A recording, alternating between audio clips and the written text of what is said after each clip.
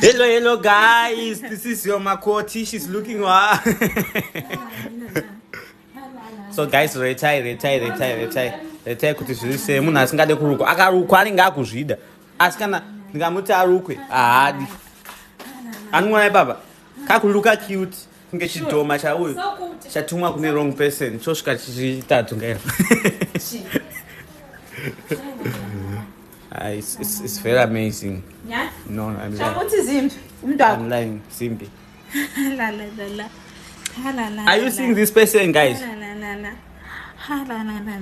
Hi, boom. Masama choma mchafe.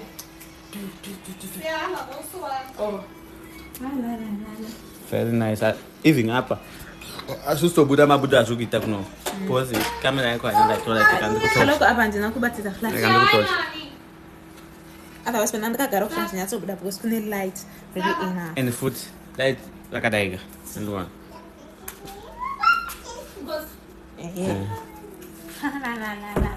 The kurukwa guys, I tried to kurukwa so that 250 jet.